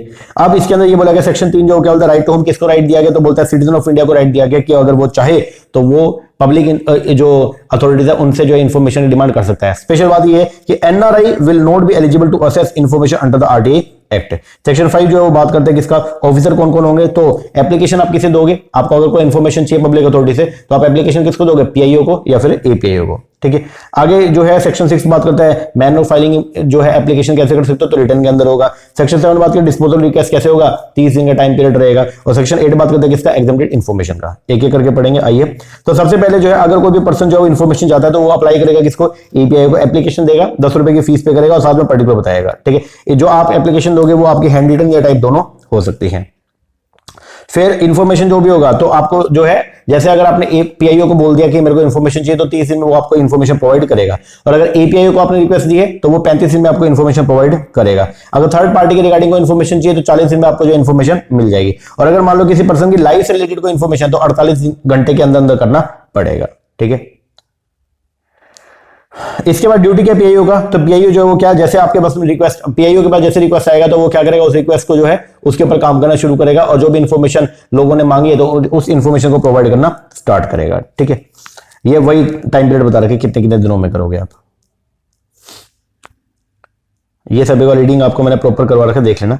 फिर सेक्शन नंबर 8 आता है, ये क्या बोलता है, एग्जामिशन फ्रॉम डिस्क्लोजर। ये कुछ इंफॉर्मेशन है, इनके खिलाफ आप आरटीआई नहीं लगा सकते हो। क्या क्या, अगर डिस्क्लोजर से, अगर वो जो आपने आरटीआई लगाया जो उस इंफॉर्मेशन से अगर मान लीजिए देश की प्रभुसत्ता, देश की अखंडता पे बात आती है तो वो इंफॉर्मेशन आपको प्रोवाइड नहीं करेंगे। अगर कोई इंफॉर्मेशन जो कोर्ट ने वर्जित कर दिया तो वो इंफॉर्मेशन आपको प्रोवाइड नहीं करेंगे। अगर किसी इंफॉर्मेशन से जो है वो पार्लियामेंट या स्टेट लेजिस्लेचर के विशेष अधिकार जो उनका हनन होता है तो वो इंफॉर्मेशन आपको प्रोवाइड नहीं करेंगे। जो भी आपका दूसरे पर्सन के जो पेटेंट है, कॉपीराइट है, इनके रिगार्डिंग कोई इंफॉर्मेशन प्रोवाइड नहीं करेंगे। Information receive in confidence with foreign government से अगर आपको कोई सूचना मिला था वो इंफॉर्मेशन आपको प्रोवाइड नहीं करेंगे।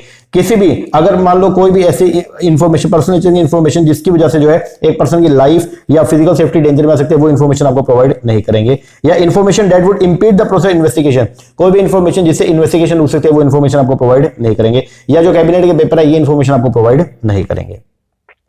ठीक है, या फिर पर्सनल इंफॉर्मेशन जिसकी वजह से जो है वो कहता है एक पर्सन की प्राइवेसी के अंदर जो इन्वेजन होता है, ठीक है, तो वो इंफॉर्मेशन आपको प्रोवाइड नहीं करेंगे। फिर reject of request, the PIO अगर चाहे उसके पास पावर है कि वो आपकी रिक्वेस्ट को जो है वो क्या कर सकता है, आपकी रिक्वेस्ट को रिजेक्ट भी कर सकता है जो अगर उसको लगता है कि कॉपीराइट जो है वो क्या हो रहा है, इंफ्रिंजमेंट हो रहा है। अगर कॉपीराइट किसी मतलब किसी पर्सन ने कोई इंफॉर्मेशन का कॉपीराइट कर रहा है, अगर वो ब्रेक हो रहा है तो पीआईओ के पास पावर है कि वो जो है वो क्या कर सकता है, आपकी रिक्वेस्ट को जो है वो रिजेक्ट भी कर सकता है।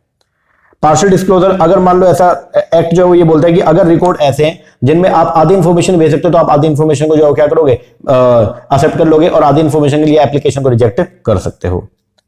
ठीक है, फिर है हु इज एक्सक्लूड, तो सेक्शन 24 के अंदर जो है वो बताया गया है कि इन लोगों को जो क्या किया गया, एक्सक्लूड किया गया। जैसे आईबी इंटेलिजेंस ब्यूरो है, आरएनएडब्ल्यू रिसर्च एंड एनालिसिस विंग है, या डायरेक्टर ऑफ रेवेन्यू इंटेलिजेंस हो गया, या आपका डायरेक्टर ऑफ एनफोर्समेंट हो गया, नार्कोटिक कंट्रोल ब्यूरो हो गया, एविएशन रिसर्च सेंटर हो गया, इन सबको जो है वो क्या किया गया, एक्सक्लूड किया गया। इन सबसे आप कोई भी इंफॉर्मेशन की डिमांड नहीं कर सकते हो। फिर अपने इंडिया के अंदर जो है वो सीआईसी सेंट्रल लेवल पे जो भी है उनके लिए सीआईसी सेंट्रल इंफॉर्मेशन कमीशन और स्टेट लेवल पे स्टेट इंफॉर्मेशन कमीशन को जो अपॉइंट किया गया। तो अगर ये इनका मेन काम जो है बेसिकली क्या है, ये एप्लेट अथॉरिटी की भूमिका निभाएंगे। अगर कल को कभी ऐसा हो गया कि आपने सेंट्रल गवर्नमेंट के डिपार्टमेंट से कोई इन्फॉर्मेशन मांगी, वो मना कर गया, बोला नहीं दूंगा, तो अब आप जो है वो क्या करोगे, आपके पास राइट है कि आप सीआईसी सेंट्रल इंफॉर्मेशन कमीशन को बोल सकते हो कि भैया इंफॉर्मेशन मांगी और दे नहीं रहा, चलो इसको जो है वो सीधा करो और मेरे को इंफॉर्मेशन दिलवाओ। अगर आपने किसी स्टेट गवर्नमेंट के पब्लिक अथॉरिटी से इंफॉर्मेशन मांगी और वो मना कर दे कि मैं तुम देता इंफॉर्मेशन, तो आप जो है वो एसआईसी स्टेट इंफॉर्मेशन कमीशन को बोल सकते हो कि मैंने इंफॉर्मेशन की डिमांड करी, मुझे इंफॉर्मेशन नहीं मिली, चलो इनको सीधा करो, इनके ऊपर क्या करो, केस करो। तो ये अपर अथॉरिटी है, सीआईसी और एसआईसी। ठीक है, ये थोड़ा इनके बारे में पढ़ लेना, मेन तो आपको मैंने बता दिया इसका। इसके बाद पावर क्या है इंफॉर्मेशन कमीशन का, ये जो चाहे वो स्टेट इंफॉर्मेशन कमीशन चाहे वो सेंट्रल इंफॉर्मेशन कमीशन, उनके पास में पावर है क्या कि ये जो है किसी भी पर्सन से जो है वो रिक्वेस्ट को कोई भी कंप्लेंट को जो है एक्सेप्ट कर सकते हैं। दूसरा, अगर मान लो किसी डिपार्टमेंट में पीआईओ अपॉइंटेड नहीं है तो आप जो अपनी रिक्वेस्ट इनको दे सकते हो। तीसरा, अगर आपने जो है इंफॉर्मेशन के लिए आपने क्या किया, रिक्वेस्ट किया था लेकिन उसके ऊपर कोई भी जो है वो रिस्पॉन्स ही नहीं आया, या अगर मान लो आपने जो फीस जो चार्ज करी है वो क्या अनरीजनेबल है, या हु थिंक इंफॉर्मेशन गिवन जो है वो इनकम्प्लीट है, तो आप इन सब मुद्दों के रिगार्डिंग जो है वो जो आपके आईसी है, चाहे वो एसआईसी है चाहे वो सीआईसी है, इनके खिलाफ जो है वो आप अपील में जा सकते हो। आप एपलेट अथॉरिटी के बारे में हमने चार्ट पढ़ा था पूरा, आओ एक बार चार्ट के थ्रू करवा दूं आपको मैं। ये देखो, सबसे पहले जो है वो सिटीजन ऑफ इंडिया ने जो है वो क्या किया, नंबर 1 पे रिक्वेस्ट किया इन्फॉर्मेशन का, किससे, पीआईओ से। पीआईओ बोला भैया फीस पे करो, आपने जो फीस पे कर दिया। फीस पे करने पर पीआईओ ने जो वो क्या कर दिया, प्रोवाइड कर दिया इन्फॉर्मेशन 30 डेज के अंदर। अगर पीआईओ इन्फॉर्मेशन गलत दे या फिर वो रिफ्यूज कर दे तो आपके पास में राइट है कि आप जो है वो क्या करोगे, आप जो है एपलेट अथॉरिटी को जाके और क्या करोगे, रिक्वेस्ट करोगे। ठीक है, फर्स्ट एपलेट अथॉरिटी तो उसी डिपार्टमेंट के ऊपर अपर लेवल का एक ऑफिसर होगा, उसको आप जाके बोलोगे कि देखो जी मैंने आपके डिपार्टमेंट के बंदे से इन्फॉर्मेशन मांगी, उसने नहीं दी। फिर वो फटकार, अगर वो फटकार लगा दे और आपको इन्फॉर्मेशन प्रोवाइड करवा दे, बात खत्म हो गया। अगर वो भी मना कर दे कि नहीं देते हम तो अब आप जो है वो क्या करोगे, second appeal with in 90 days में जो है जाओगे सीआईसी एसआईसी के पास में। अगर वो भी मना कर दे तो फिर लास्ट बचा कौन, हाई कोर्ट है। ठीक है, तो ये आपका जो है वो पूरा का पूरा प्रोसीजर होता है।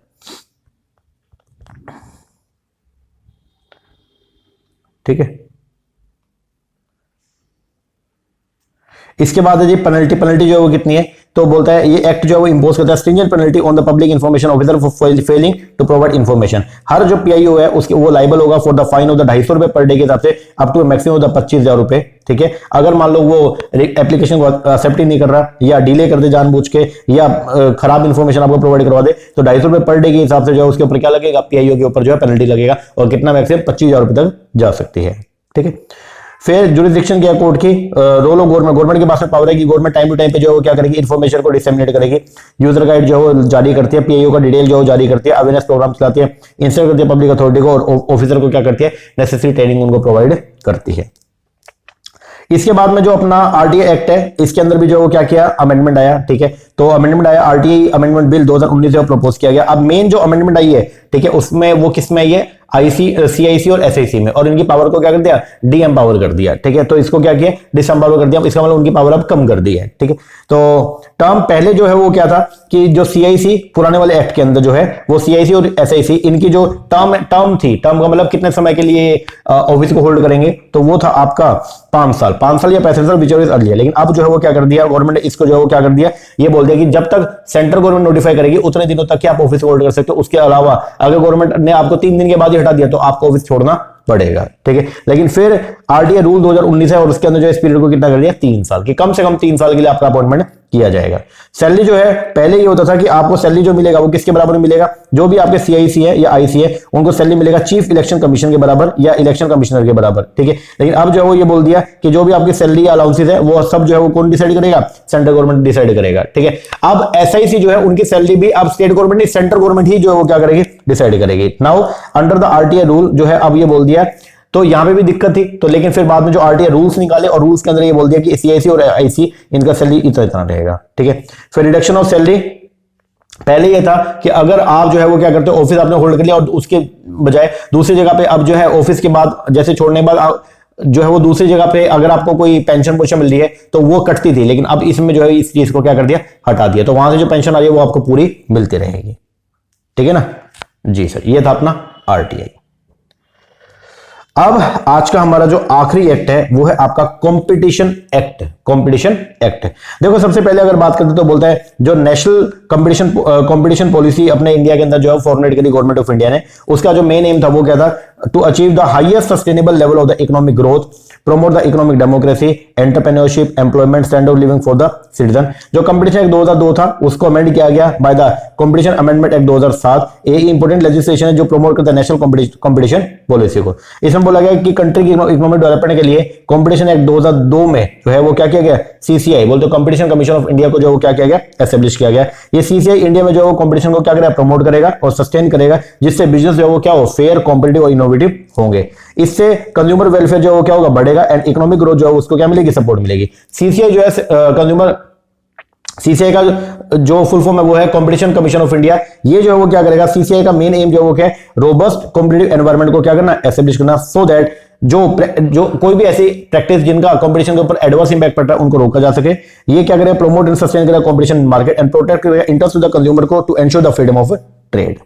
इसके बाद इसके अंदर बेसिकली हम क्या करते हैं, जो भी मोनोपोली नेचर की ट्रेड प्रैक्टिस है या जो भी आपका रिस्ट्रिक्टिव नेचर की ट्रेड प्रैक्टिस है उनके ऊपर जो रोक लगाने का काम करेंगे। अब पहली बात तो ये एमटीपी होती है, तो बोलता है अगर मान लो मोनोपोली ट्रेड प्रैक्टिस, इसका मतलब कोई भी ऐसी ट्रेड प्रैक्टिस जिसमें आप अपनी मोनोपोली का गलत फायदा उठाते हो, तो उसको बोलते हैं हम लोग क्या, एमटीपी। तो बोलते हैं अगर कोई भी पर्सन क्या करता है, मिसयूज करता है one hold in the market to abuse करने के लिए मार्केट को with respect to the production and sale of commodity and service as a part of this practice comprise, इसमें क्या, एलिमिनेट या प्रिवेंट कंपटीशन, आप कंपटीशन को खत्म ही कर रहे हो, या आप अपनी मोनोपोली का गलत फायदा उठा रहे हो और लोगों से हाई प्राइस चार्ज कर रहे हो, या आप जो क्वालिटी ऑफ प्रोडक्ट को डिटीरियोरेट कर रहे हो, या आप लिमिटेड टेक्निकल डेवलपमेंट कर रहे हो, या आप एडॉप्ट कर रहे हो अनफेयर ट्रेड प्रैक्टिस को, तो इस केस के अंदर जो है वो क्या है, हम मोनोपोली ट्रेड प्रैक्टिस को मानेंगे और इसके ऊपर हम जो रोक लगाने का काम करेंगे। फिर आरटीपी क्या होता है, रिस्ट्रिक्टिव, जिसके अंदर आप ऐसी ट्रेड पॉलिसी जिनके अंदर आप जो वो क्या करोगे, लोगों के ऊपर रिस्ट्रिक्शन लगाने का काम करते हो। तो any trade practice which require a consumer to buy, hire और avail of any goods or as the case may be service as a condition precedent for buying, hiring or availing of the other goods or service in such a manner so that to impose on the consumer unjustified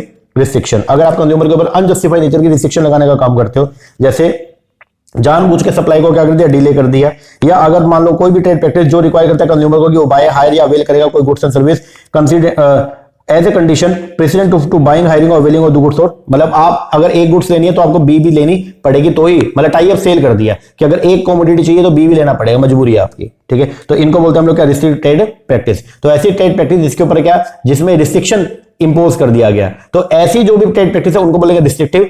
चाहे MTP हो चाहे RTP, इन दोनों trade practice को क्या करना, हटाना, तभी तो कंपटीशन जो है वो क्या होगा, फलेगा। तो इंडिपेंडेंस के बाद में जो है वो इंडिया ने परस्यू किया strategy of the planned economic development, ठीक है। सिंस द 1950 मेन ऑब्जेक्टिव जो था हमारा वो था development of the industry, broad industrial base, ठीक है, ताकि सेल्फ रिलायंस जो है वो हम अचीव कर पाए, सोशल जस्टिस हम कर पाए। स्टार्टिंग में हमारा जो फोकस है वो पब्लिक सेक्टर पर था, और पब्लिक सेक्टर का कोई भी क्लोज कॉम्पिटिटर नहीं था, तो कंपटीशन पॉलिसी की नीड भी नहीं थी। लेकिन 1980 में हमारा फोकस हुआ competition in the domestic market, technology को अपग्रेड किया, मॉडर्नाइजेशन किया गया, और 1991 में इकोनॉमी को क्या कर दिया, फ्री कर दिया, और मार्केट फोर्सेस को अलाउ किया कि वो अगर वो जो है अब मार्केट फोर्सेस के हिसाब से जो इकोनॉमी को जो है वो क्या, इकोनॉमिक एक्टिविटी रन की जाएंगी। तो यहां पे नीड महसूस हुआ पोस्ट लिबरलाइजेशन के बाद में कि यार एक एक्ट होना चाहिए जो बेसिकली देश के अंदर कंपटीशन को जो वो क्या करेगा, प्रमोट करने का काम करे। तो 1999 में राघवन कमेटी को सेटअप किया गया, और ये इसको बोला गया कि आप कंपटीशन लॉ एंड पॉलिसी जो है वो बनाने का काम करो। इसने ऑब्जर्व किया कि एमआरटीपी जो पुराने वाला एक्ट है उसके अंदर कुछ कमी थी, और वो मॉडर्न एक्ट के मॉडर्न सिचुएशन के हिसाब से जो है वो सही नहीं बैठता। तो फिर बाद में ये बोला गया कि आप पुराने वाले एक्ट को रिपील करो, रद्द करो, उसके जगह नया एक्ट जो पास करेंगे जिसका नाम क्या होगा, कंपटीशन एक्ट। तो कंपटीशन एक्ट 2002 में, कंपटीशन एक्ट 2002 जो है उससे पहले इंडिया के अंदर एमआरटीपी एक्ट होता था। तो एमआरटीपी एक्ट जो था वो बेसिकली उसको एमआरटीपी एक्ट जो था उसके अंदर क्या था, उसमें 3 मुद्दे आते थे, मतलब उसमें जो प्रोहिबिट किया गया, रोक लगाया गया 3 तरह की ट्रेड प्रैक्टिस को। कौन कौन सा, MTP monopoly trade practice, restrictive trade practice और अनफेयर ट्रेड प्रैक्टिस, इनको जो रोक लगाया गया, ठीक है। अब मोनोपोली और रिस्ट्रिक्टिव वाले मुद्दे तो आगे कहां, कंपटीशन एक्ट में, और जो अनफेयर ट्रेड प्रैक्टिस के मुद्दे वो आ गए कहां पे, कोपरा के अंदर, ठीक है। कंपटीशन एक्ट 2002, इसमें प्रेसिडेंट का एसेट मिला जनवरी 2003 में, और सब्सिक्वेंटली इसको अमेंड किया गया by the competition amendment act 2007 में। एमआरटीपी एक्ट को जो है वो 28 अगस्त को रिपील किया, और इसके बाद में जो है वो 1 सितंबर 2009 से जो है कंपटीशन एक्ट 2002, कंपटीशन एक्ट है 2002, और फोर्स में कब आया, ये फोर्स में आया 1 सितंबर 2009 से, ये बात ध्यान रखना, ठीक है। ऑब्जेक्टिव क्या थे कंपटीशन एक्ट के, सबसे पहला ये प्रिवेंट करेगा, रोक लगाएगा ऐसी प्रैक्टिसेस पे जिनका एडवर्स इफेक्ट है कंपटीशन पे, ये प्रमोट करेगा, सस्टेन करेगा कंपटीशन द मार्केट, प्रोटेक्ट करेगा इंटरेस्ट ऑफ कंज्यूमर, और ये एंश्योर करेगा freedom of trade carry on by other participant in the market in India and for matter connected therewith और इन्सिडेंटल देयरटू। फीचर क्या क्या, सबसे पहला प्रोहिबिट करेंगे सर्टेन एग्रीमेंट, ऐसे एग्रीमेंट जो एंटी कॉम्पिटिटिव नेचर है, जिससे कंपटीशन के ऊपर उनका बैड इंपैक्ट पड़ता है, तो ऐसे एग्रीमेंट को हम रोकने का काम करेंगे। या प्रोहिबिट करेगा एब्यूज ऑफ डोमिनेंट पोजीशन, अगर आप मार्केट में कोई डोमिनेंट पोजीशन को होल्ड करते हो और आप अगर उसका गलत फायदा उठा रहे हो तो इसको हम रोक लगाएंगे। रेगुलेट करेगा कॉम्बिनेशन को, एंटर्स करेगा सीसीआई, कि हम एक अथॉरिटी को भी एस्टेब्लिश करेंगे जिसका नाम क्या होगा, सीसीआई। अब यहां पे कुछ डेफिनेशन है। एक्विजिशन का मतलब क्या होता है, अगर कोई पर्सन जो है वो क्या करता है, डायरेक्टली या इनडायरेक्टली एक्वायर करता है या एग्री होता है एक्वायर करने के लिए शेयर या वोटिंग राइट और एसेट ऑफ द एंटरप्राइज, या तो उसको बोलते हैं हम लोग क्या, एक्विजिशन। एग्रीमेंट का मतलब क्या, एग्रीमेंट इंक्लूड एनी अरेंजमेंट और अंडरस्टैंडिंग और action in concert whether or not such arrangement, understanding or action is formal or in writing, or whether or not such arrangement, understanding or action is intended to enforceable by legal proceeding। Cartel का मतलब जो क्या होता है, association जो होती है ना, प्रोड्यूसर का, सेलर का, डिस्ट्रीब्यूटर का, इसको बोलते हैं हम लोग क्या, कार्टेल। जो क्या करते हैं, जो खुद से जो है वो लिमिट लगाते हैं, कंट्रोल करते हैं, अटेम्प्ट करते हैं to control the production, distribution, sale, price etcetera, ठीक है। एंटरप्राइज का मतलब है कोई भी पर्सन या डिपार्टमेंट होगी द गवर्नमेंट हु, जो खुद एंगेज होता है किस में, एक्टिविटी में, of the production, sale etcetera, ठीक है। गुड्स ये देख लिया, जो सेल ऑफ गुड्स एक्ट में डिफाइन किया गया वही डेफिनेशन है, पर्सन में ये सब आएगा। अब हम क्या करेंगे, जो आपका कंपटीशन एक्ट है उसके अंदर जो है वो क्या किया गया, सर्टेन एग्रीमेंट के ऊपर रोक लगाया गया। सबसे पहले था एंटी कॉम्पिटिटिव एग्रीमेंट। तो ऐसे एग्रीमेंट जो एंटी कॉम्पिटिटिव नेचर है, इसके अंदर टोटल मिला के 5 एग्रीमेंट थे। कौन कौन सा?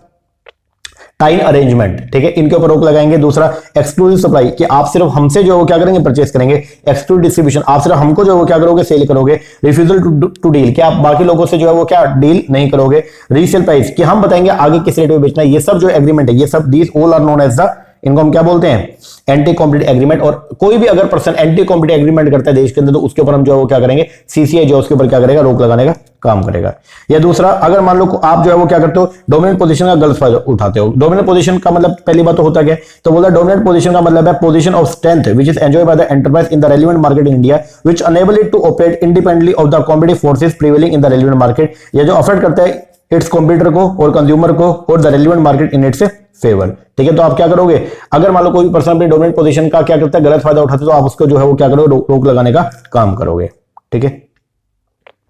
फिर कॉम्बिनेशन, अगर देश के अंदर जो है वो क्या हो रहा है, मर्जर हो रहा है, लेकिन वो मर्जर बड़े लेवल का हो रहा है, ठीक है। मतलब मर्जर के बाद में जो है, अगर दो कंपनी आपस में मर्ज हो रही है और उनकी एसेट जो है वो इंडिया के अंदर कितनी हो जाएगी, 2000 करोड़ से अगर उनकी एसेट ज्यादा हो जाए, या उनका टर्नओवर 6000 करोड़ से ज्यादा हो, ठीक है। तो ये कुछ कंडीशन है, ओके। तो इन कंडीशन के अंदर जो है पहले आपको परमिशन लेना पड़ेगा किससे, सीसीआई से। या अगर मान लो आपके इंडिया में भी काम है और इंडिया के बाहर भी काम है, और आपकी कंबाइंड जो है पूरे ग्रुप की एसेट जो है वो $1000 मिलियन से जो क्या एक्सीड कर जाए, और साथ में उसमें से इंडिया के अंदर जो आपकी एसेट है वो 1000 करोड़ से ज्यादा की है, तो ऐसे केस में आपको जो है वो क्या करना पड़ेगा, सीसीआई से परमिशन लेना पड़ेगा, ठीक है।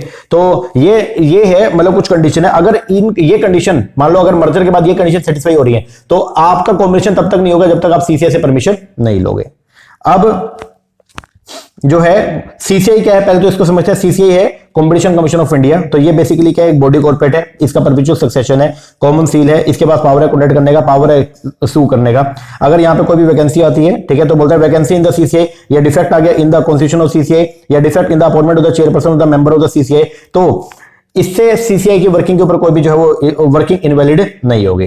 कंपोजिशन क्या होगा, सीसीआई के अंदर जो है एक चेयरपर्सन होगा, ठीक है, और कम से कम 2 और मैक्सिमम 6 जो है वो क्या होंगे, मेंबर होंगे। ये बात ध्यान रखना, चेयरपर्सन या मेंबर जो है वो क्या होंगे, होल टाइम मेंबर होंगे। चेयरपर्सन या मेंबर जो है वो have not less than 15 year professional experience, कम से कम 15 साल का एक्सपीरियंस उनके पास होना चाहिए। और चेयरपर्सन एंड मेंबर जो है इनका अपॉइंटमेंट कौन करेगा, सेंट्रल गवर्नमेंट करेगा, on the recommendation of selection committee. ये बात ध्यान रखना, ठीक है। तो एक सिलेक्शन कमेटी होगी, सिलेक्शन कमेटी जो रिकमेंड करेगी चेयरपर्सन का नाम और उसके मेंबर का नाम किसको, सेंट्रल गवर्नमेंट को। फिर सेंट्रल गवर्नमेंट जो है वो क्या करेगी, अपॉइंट करेगी, ठीक है। तो अपॉइंटमेंट जो होगा चेयरपर्सन मेंबर का CCI of the CCI bye the central government, ठीक है। ये कौन कर, जो अपॉइंटमेंट है वो कौन करेगा, सेंट्रल गवर्नमेंट करेगा। किसके बिहाफ पे, on recommendation of the selection committee, ठीक है। नेचर ऑफ ऑफिस जो होगा होल टाइम होगा। एक बार जो अपॉइंटमेंट किया जाएगा 5 साल के लिए, रीअपॉइंटमेंट एलिजिबल है। मैक्सिमम एज जो होगा मेंबर का या फिर जो चेयरपर्सन का वो कितना होना चाहिए, 65 साल। और ऑथ ऑफ सीक्रेसी जो है आप मेंटेन करोगे। सैलरी एंड कंडीशन आपका एज पर द रूल्स के हिसाब से होगा, और वेरिएशन जो है in the salary and term of condition वो shall not be prejudicial to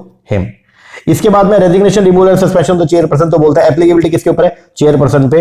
अगर आप जो है वो कोई भी चेयरपर्सन जो है या मेंबर जो है वो क्या कर सकता है, रिजाइन करके जा सकता है। उसको पहले नोटिस देना पड़ेगा राइटिंग में, और वो नोटिस जो आप नोटिस दोगे वो क्या आप साइन करोगे, और वो नोटिस किसको अड्रेस होना चाहिए, सेंट्रल गवर्नमेंट को। चेयरपर्सन या मेंबर, अब ऐसा नहीं है कि नोटिस दिया और आप छोड़ के चले गए, नहीं, आपको कम से कम 3 महीने तक, या फिर जब तक नया पर्सन नहीं आ जाता, और या फिर जब तक आपका टर्म एक्सपायर नहीं होती, तब तक आपको जो क्या करना पड़ेगा, ऑफिस को होल्ड करना पड़ेगा। सेंट्रल गवर्नमेंट के पास में पावर है कि वो जो है वो खुद भी अगर वो चाहे तो वो रिमूव कर सकती है चेयरपर्सन को या फिर किसी भी मेंबर को। अगर वो मेंबर या चेयरपर्सन जो वो क्या हो गया, इंसॉल्वेंट हो गया, या किसी पेड एम्प्लॉयमेंट में पाया गया, मतलब कहीं पे नौकरी करता पाया गया, या वो कन्विक्टेड पाया गया मोरल टर्पिट्यूड के ऑफेंस का, या वो फिजिकली या मेंटली इनकेपेबल है, तो अगर सेंट्रल गवर्नमेंट चाहे तो वो उनको जो है वो हटा सकती है, ठीक है। Removal by the central government after inquiry of the supreme court, लेकिन उसके लिए पहले सुप्रीम कोर्ट की एक बेंच बैठेगी और वो जो है वो क्या करेगी, इंक्वायरी करेगी। इंक्वायरी के बाद में फिर सेंट्रल गवर्नमेंट को बताएगी कि क्या अपराध मतलब क्या इन्होंने कोई कन्वेंशन कॉन्ट्रावेंशन किया नहीं किया, अगर की है तो फिर सेंट्रल गवर्नमेंट उनको क्या कर देगी, हटा देगी, ठीक है। फिर रिस्ट्रिक्शन, अगर मान लो कोई पर्सन जो है वो रिटायर हो गया, 65 साल की उम्र आ गई और वो रिटायर हो गया, रिटायरमेंट के बाद 2 साल तक आप किसी ऐसी कंपनी के अंदर जो जॉब नहीं करोगे जहां पे जिसका मामला सीसीआई के अंदर चल रहा हो, ठीक है। फिर एपीलेट ट्रिब्यूनल भी हमने जो बना रखी है, इसका नाम है कॉम्पैट, कॉम्पिटिशन एपीलेट ट्रिब्यूनल। अगर मान लो आपने जो है वो क्या किया, सीसीआई के पास में जो है वो एप्लीकेशन दिया, अगर वहां से आप सेटिस्फाई नहीं है तो आप कॉम्पैट को जाके जो अपील में जा सकते हो, ठीक है। फिर ये रेगुलेशन, अगर मान लो रेगुलेशन और कॉम्बिनेशन में हमने पढ़ा था कि वो कंडीशन अगर पूरी हो रही है तो पहले आपको अप्लाई करना पड़ेगा सेंट्रल गवर्नमेंट को कि भैया हम जो क्या हो रहे हैं, मर्ज हो रहे हैं। अब सीसीए को अप्लाई करना पड़ेगा, सॉरी सीसीए जो वो क्या करेगा 210 दिन में ऑर्डर पास करेगा, या तो वो अप्रूव कर देगा या वो डिसअप्रूव कर देगा। अप्रूव कर दे तो ओके, डिसअप्रूव कर दे तो कॉम्बिनेशन जो है इफेक्टिव नहीं होगा। लेकिन अगर 210 दिन के अंदर सीसीआई में ने जो है कोई भी ऑर्डर पास नहीं किया तो मान लिया जाएगा कि आपका जो मर्जर है वो अप्रूव हो चुका है, ठीक है। फिर तो आपका रिपील एंड सेविंग, तो यहां पे हमने पढ़ा था कि जो ऑलरेडी मुद्दे चल रहे थे पहले एमआरटीपी पे वो अब चलेंगे कॉम्पैक्ट पे, जो इन्वेस्टिगेशन डीजीआईआर पे थी वो अब चलेगी सीसीआई के पास में। अनफिट प्रैक्टिस के मुद्दे जो पहले एमआरटीपी सी के पास में थे वो है कॉम्पैक्ट के पास में। इन्वेस्टिगेशन के जो मुद्दे डीजीआईआर के पास में थे वो थे सीसीआई के पास में। अनफिट प्रैक्टिस के मुद्दे जो पहले एमआरटीपी सी के पास में थे वो अब है नेशनल कमीशन, और जो इन्वेस्टिगेशन थी अनफिट प्रैक्टिस के रिगार्डिंग जो भी था वो सब अब किसके पास में, नेशनल कमीशन के पास में। ओके, अब है contravention of the order of the commission. अगर कोई भी पर्सन जो है विदाउट रीजनेबल कॉज जो है वो फेल हो गया to comply with the order of the direction of the commission, तो उसके ऊपर जो 1 लाख रुपए हर दिन के हिसाब से जो जुर्माना लगेगा और मैक्सिमम 10 करोड़ रुपए तक का जुर्माना लग सकता है। Grant by the central government, central government अगर चाहे तो after due appropriation made by the parliament by law in this behalf make to the commission grant of such sum as it think fit, तो grant भी दे सकते हैं CCI को, ठीक है। और फिर कॉन्स्टिट्यूशन द कंपटीशन फंड, एक जो फंड बनाया जाएगा उस फंड से जो हम क्या करेंगे, सैलरी सुलरी का जो भी पेमेंट करना है चेयरपर्सन को या other member and the administrative expense, इनका जो हम पेमेंट करेंगे। फिर अकाउंटेंट ऑडिट, जो भी सीसीआई है मतलब कॉम्पिटिशन कमीशन ऑफ इंडिया जो है वो क्या करेगा, मेंटेन करेगा प्रॉपर अकाउंट्स को एंड रेलेवेंट रिकॉर्ड्स को एंड प्रिपेयर करेगा annual statement of accounts and these shall be audited by the C and AG, जो कंट्रोलर एंड ऑडिटर जनरल है वो इनको जो है वो क्या करेंगे, इनके थ्रू वो इनके ऑडिट भी करेंगे। And the commission shall furnish करेगा सेंट्रल गवर्नमेंट को return and statement once in every year. Okay जी सर, लो जी ये थे अपने 3 एक्ट जो हमने आज की वीडियो के अंदर डिस्कस करे हैं। पहला कंज्यूमर प्रोटेक्शन एक्ट, दूसरा आरटीआई और तीसरा हमने जो है वो पढ़ लिया कौन सा, कॉम्पिटिशन एक्ट, ठीक है। ये तीनों अब हमने कर लिया। अब नेक्स्ट वीडियो के अंदर हम जो है वो 4 नए एक्ट जो है वो डिस्कस करेंगे और बाकी बचे हुए जो है वो करेंगे लास्ट वीडियो के अंदर, ठीक है ना। लेक्चर कैसा लगा कमेंट करके जरूर बताइएगा, अच्छा लगा अच्छा से कमेंट कीजिएगा, कोई कमी लगी वो भी बताइएगा। और जून के लिए जो है वो ऑलरेडी हमारा बैच जो हमने स्टार्ट कर दिया, तो अगर आप चाहें तो उसमें सब्सक्रिप्शन ले सकते हैं, नीचे नंबर है, इसमें कॉल करके या व्हाट्सएप करके आप जो कोर्सेज की इंक्वायरी कर सकते हैं। ओके जी सर, चलो एक बार के लिए इतना कीजिए, बाकी मिलते हैं नेक्स्ट वीडियो में, तब तक के लिए थैंक यू वेरी मच।